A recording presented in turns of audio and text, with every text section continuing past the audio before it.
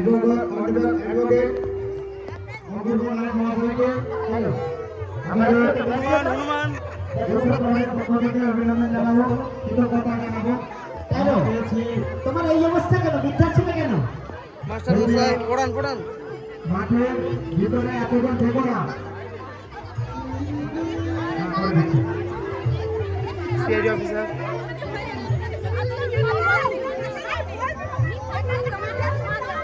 বৃদ্ধাশ্রম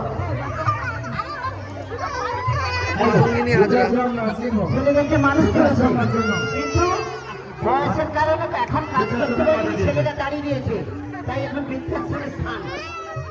এটাই বলছি, বৃদ্ধাশ্রম এটা একটু দেখে নেই। একটি গাছ একটি প্রাণ, একটি গাছ একটি প্রাণ, একটি গাছ একটি প্রাণ। গাছ আমাদের কি উপকার করে? মিনি ঘটক বুঝানো গুলো। হ্যাঁ ঠিক বলছে, গাছ আমাদের অক্সিজেন দেয়, আমাদের খাদ্য দেয়, আর ফল ফুল ইত্যাদি দেয়। ফিলিস্তিনের ভিক্ষুক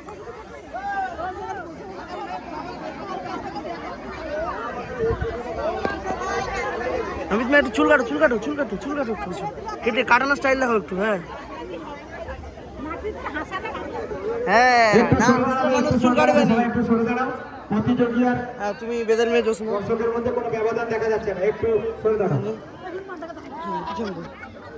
একটু সরে দাঁড়াও, একটু দূরে সরে দাও। সবাই একটু মডার্ন মেয়ে সবাই একটু দূরে দাঁড়াও। ফিলিস্তিনের ক্ষুধার্ত শিশু,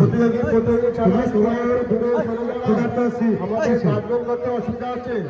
প্রতিযোগী চালান পাবলিক চালান হয়েছিল শিশু থেকে শুরু করে সবাই অনেকের ক্ষয়ক্ষতি হয়েছে, ঘরপেট থেকে শুরু করে শারীরিক। তাই ফিলিস্তিনের যে এখন পরিস্থিতি, ফিলিস্তিনের ক্ষুধার্ত শিশু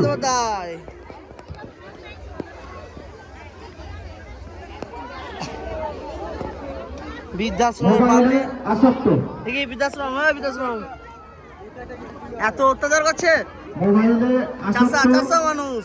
এখনকার যে পরিবেশ পরিস্থিতি, কোনো ছেলেমেয়েরা ছোট ছোট শিশু, এদেরকে মোবাইল দেওয়া যাবে না, কারণ মোবাইলে মোবাইলটা এলো কোথা থেকে এর কাছে? মিলিটারি অফিসার গাড়ি লেখালে তো হবে না। আপনারা থাকবেন, দেখাবেন, মানে ছেড়ে দিচ্ছেন, তার পছন্দ মতো দিচ্ছে, দেখছি অ্যাডিক্টেড হয়ে গেছে। ঝাড় দিতে হবে। দয়া করে কেউ ছোট ছোট শিশুদের মোবাইল হাতে দেবেন না, কারণ খেলাধুলার যে পরিবেশ এর জন্য ঘর ছাড়া